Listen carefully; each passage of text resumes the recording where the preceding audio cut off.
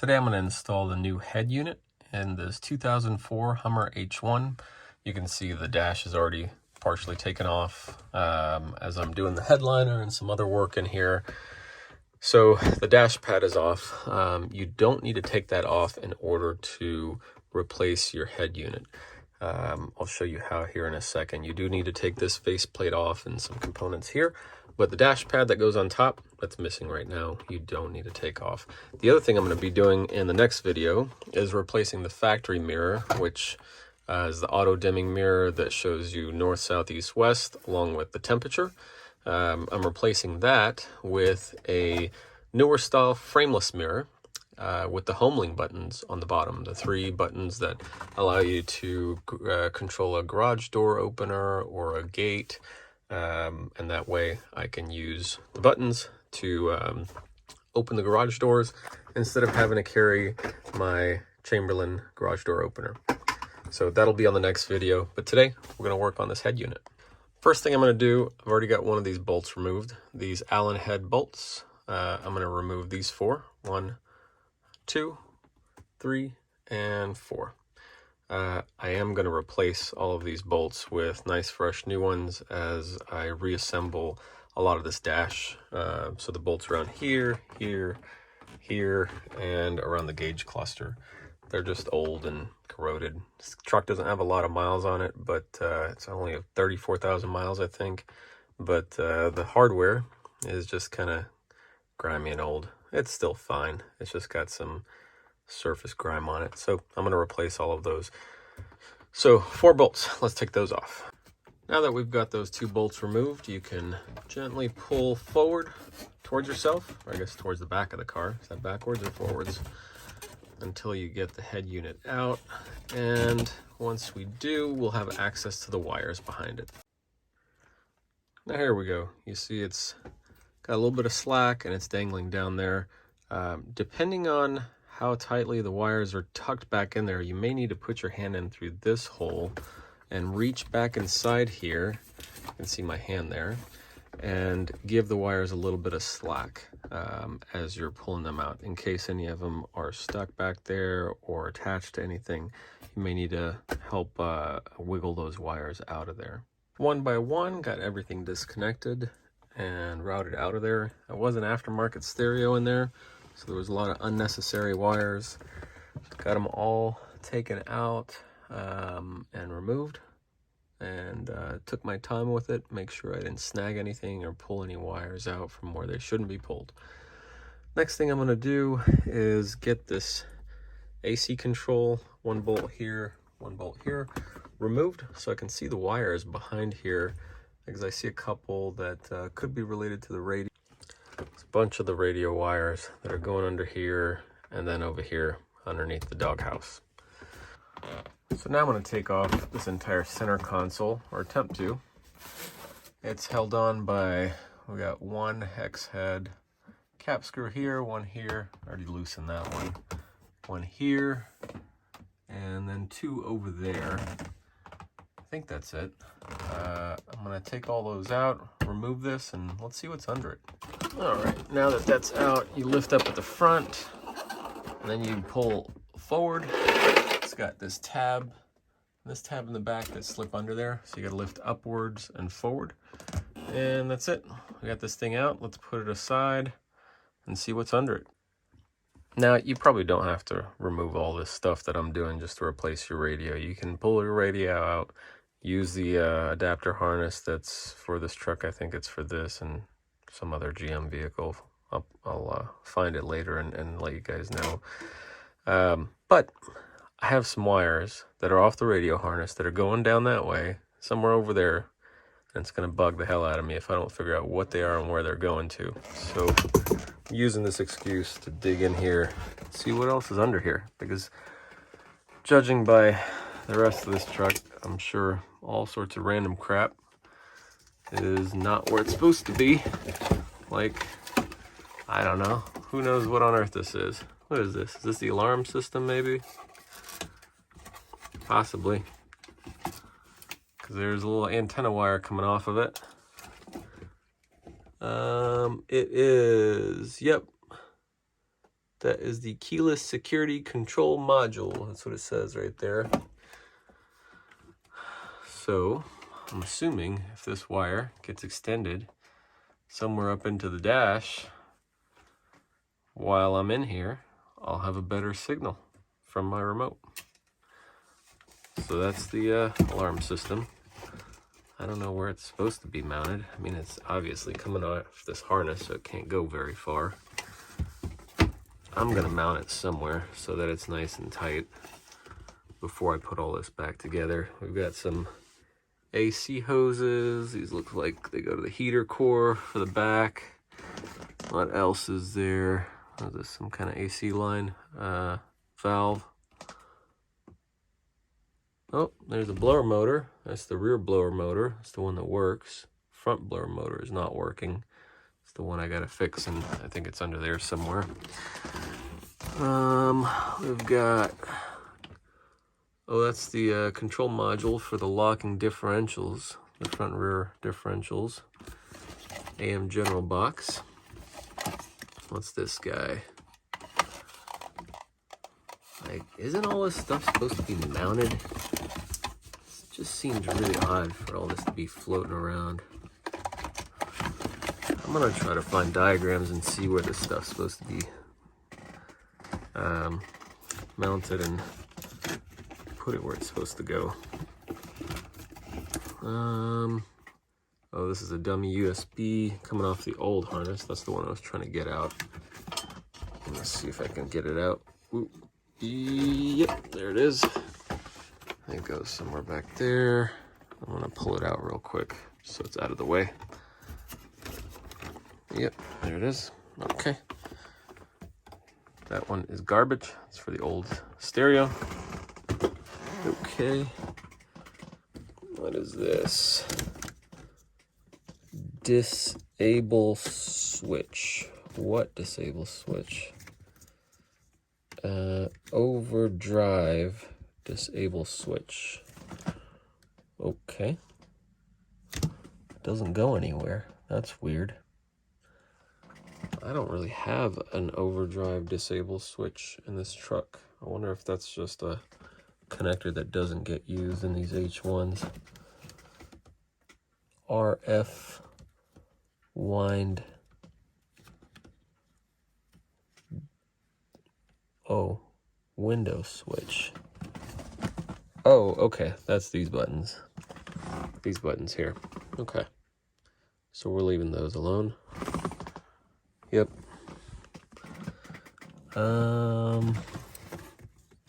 Oh, so this would go to an overdrive disable switch if you were to have one. I wonder if I could just add one, if I could find the switch that goes to these, because this is the same connector as these guys that just go to these buttons. So if I had an overdrive disable switch, it would probably go right there in that blinking plate. But what a dumb thing to have. I mean, all you do is take your shift lever from normal drive to this drive and it disables overdrive. Why would you need a separate switch?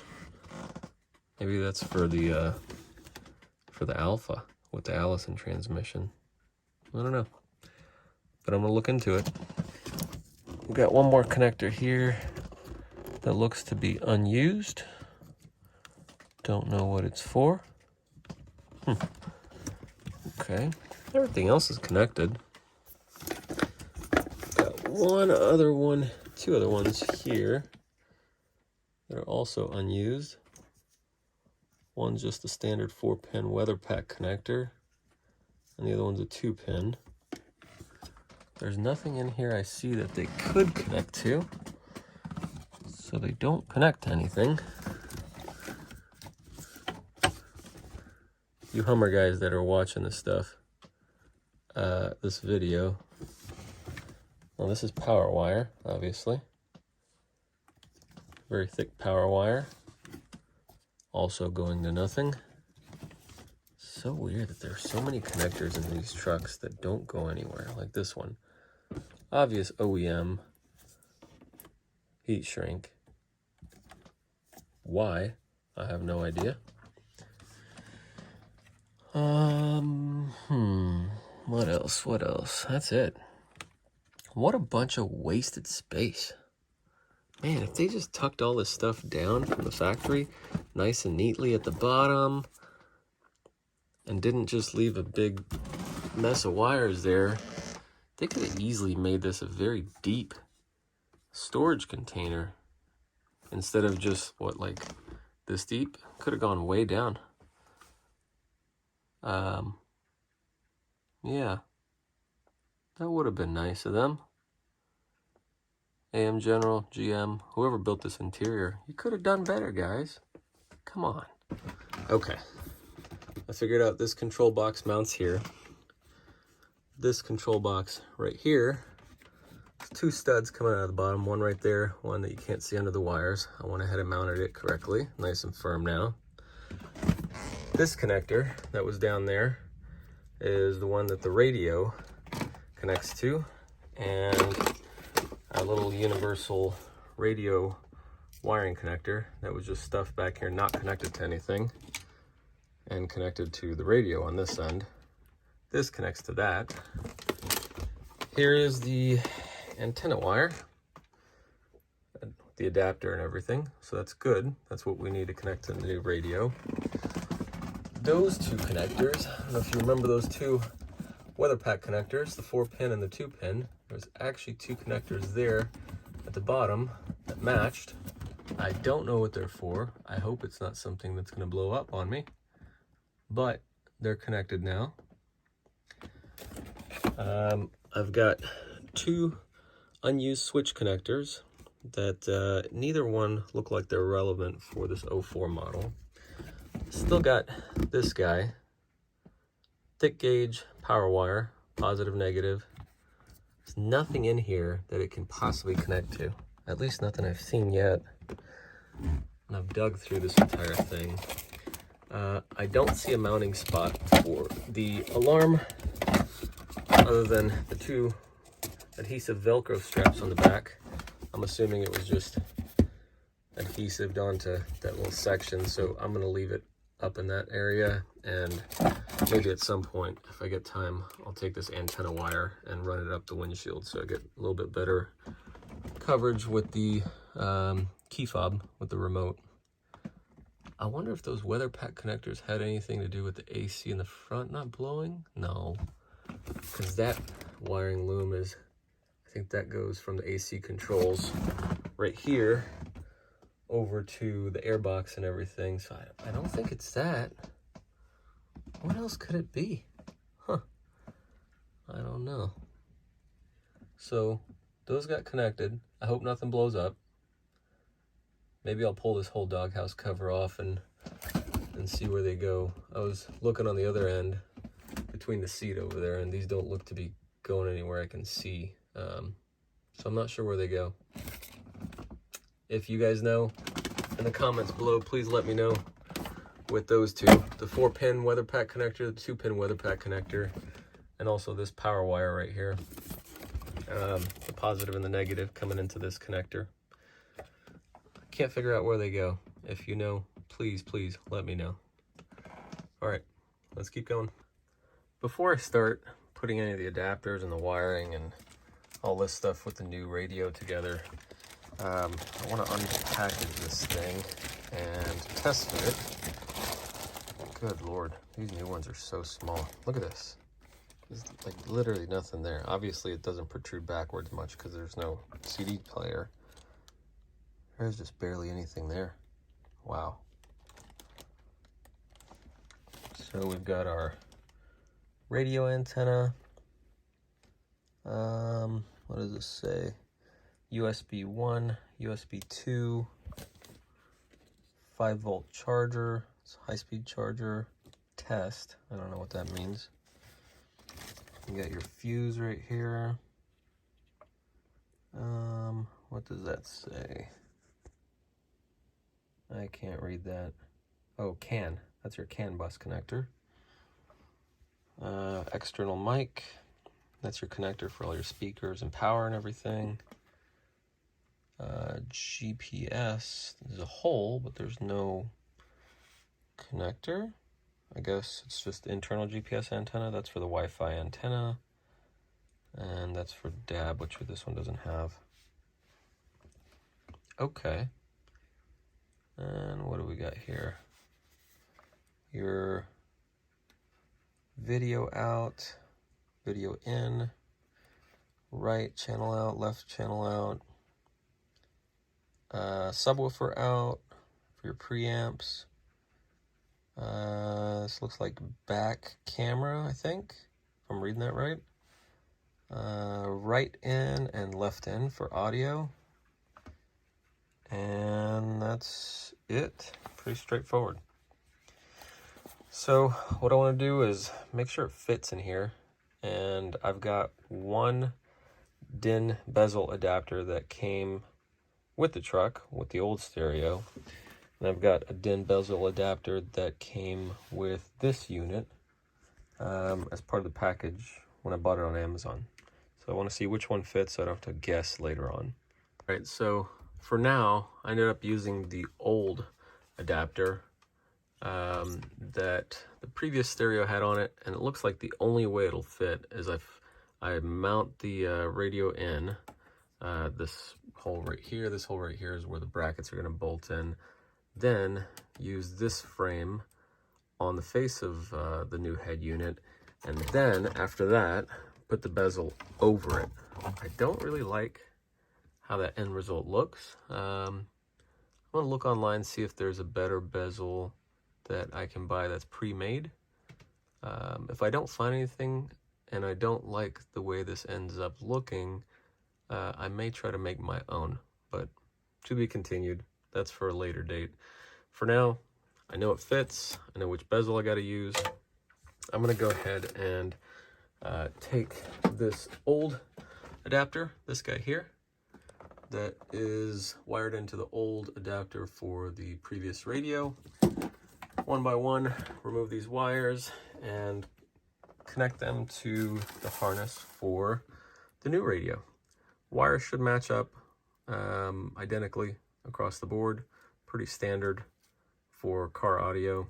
I'm going to get those wired up, plug everything in before I even put anything back, just test, make sure it all works. Then we'll come back and work on mounting all of this and making it pretty again. Got everything wired up. All the colors match up. The ones you don't use are the antenna wire, or whatever this is, blue with white stripe. Not using that. Not using the antenna wire. There's no power antenna on this truck. Key 1, key 2 are for steering wheel control buttons. Steering wheel, no controls, so we're not using key 1 and key 2. The pink wire that says back, we are going to use. This is going to connect to the wiring harness that came with the reverse camera kit on the stereo, and that's going to run from the front, from this wire, and also the reverse camera video input, all the way to the back of the truck. And then at the back of the truck, it's going to hook up to the reverse camera, and then the other end of this pink wire, which will be at the end of the other end of the harness in the back of the truck, will hook up to the 12-volt positive lead of the reverse lights. So as soon as the reverse lights come on, it'll power on the reverse camera, and also it'll send 12 volts to this wire. That'll trigger the head unit to turn on the reverse camera feed. So I'm going to do that at another time. Right now, I'm going to leave it disconnected. So these 4 wires here, pink, orange with black stripe, and brown. So orange with black stripe is key, brown is key 2. No steering wheel controls, so we're not going to use those. We don't have a power antenna, so we're not using the blue wire. And the pink wire is the only one we're going to use later. So I'm going to tape these 3 off and bundle them together, bend them over, tape them off again, make sure they don't get snagged on anything. And the pink wire, I'm just going to put a little piece of tape on the end of it so that I have easy access to it later on. And then one other thing, the ILL wire, illumination, On this connector, it's going to go to the orange with white stripe. What that one does is when you turn on your headlights, it'll dim the screen so that the head unit knows that it's nighttime when you turn on your headlights. I went ahead and screwed on the connector for the Wi-Fi antenna, and that's it at this point. I don't have any external amplifiers that I have to wire in myself. It's just the Monsoon amp that came with the truck. That's over here on the roof, and it's connected via the wiring harness there, so there's nothing I have to do in order to wire that up myself. And I'm not using an external mic at this point. I may later on, whenever I pull out the head unit again to hook up the reverse camera wires, I may do that. So at this point, I'm going to get everything connected. And by the way, I'll put a link down in the description for the exact listing where you can buy this adapter so that you don't have to cut into your factory wiring harness, and it becomes real easy to hook up pretty much any aftermarket radio. And then also the bezel that I'm using now that I have, and if I do find a better bezel, I'll put that in the description along with an updated description as well. So for now, I'm going to go ahead and get this hooked up permanently. I've tested it a couple times. Everything seems to work okay. I'm going to hook it up and get it mounted. I'll show you what it looks like before I put the factory trim piece back on, and then we'll go ahead and button it all back up. Before I put it on, just to show you where things go, this antenna connector from the vehicle will go into this hole right here where it says radio. The connector that is spliced into this adapter harness that came with the radio, that black one there, will go right here. We've already got our Wi-Fi antenna plugged in, and that's pretty much it. Once we hook up the reverse camera, just like I mentioned a minute ago, it'll go to the pink wire, the video input for the reverse camera, and then at the tail of the vehicle, it'll hook up to the 12-volt positive for the reverse lights. Let's get this guy all bolted back together. I went ahead and connected my iPhone to the head unit to test Carplay, and it works. One of the questions that had come up on the discussion forum, or maybe it was on a Facebook thread, was around whether it would connect quickly with one of these cheaper head units to Carplay on my phone, or if it would take a long time, be a hassle, or require manual intervention. So the car's been in the off position for a few minutes now. My Bluetooth is disconnected from the unit. I'm going to turn my accessory key on so that the head unit comes on, and let's see how quickly it connects to my iPhone with the CarPlay function.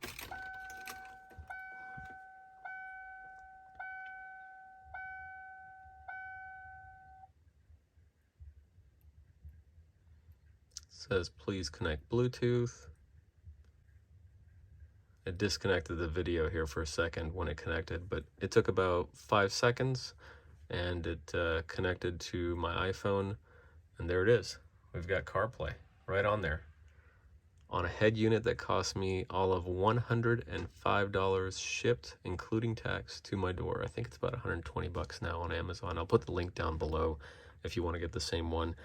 And it came with a backup camera that I'm going to connect later on, and it came with a steering wheel remote control, the type that just kind of clamps right here on the corner of your steering wheel. I don't know if I want to connect that or not, but I'll see later on. So here's my YouTube music, my phone, Google Maps, my text messages, Waze. That's what I had set up on my other vehicle as well. That's perfect. Yeah, my SiriusXM streaming. I mean, really the only ones I'm going to use are these first few right here, and maybe Waze every now and then. That is awesome. Oh, and I got the split screen too, with the map and the now playing. Beautiful. And I think car, yep, takes us back to the main screen where I can listen to the radio, go to Bluetooth, make a phone call, connect to whatever's on the USB. What's apps? Audio, video in, yeah, the settings, etc. Okay, let's go back. Yep, home. Oh, that just switches back and forth. Okay, I see. So home goes back to my CarPlay. What's Bluetooth music? Oh, if I wanted to connect just with Bluetooth. Well, that's beautiful. It works.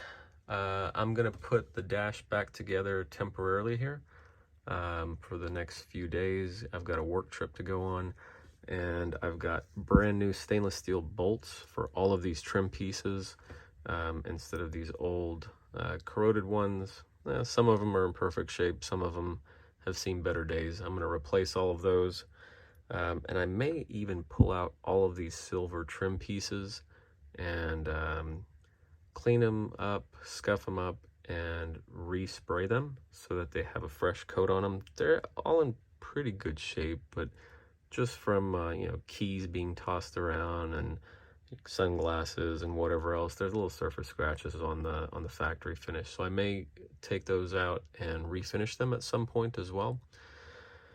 But for now, this is going to be a good next step for me.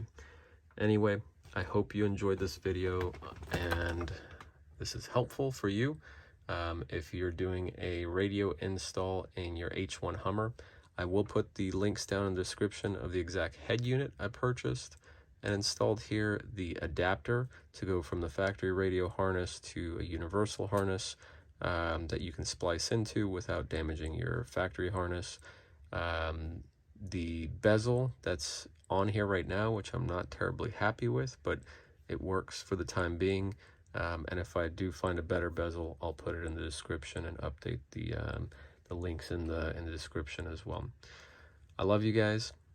I hope this was helpful, and I will see you next time.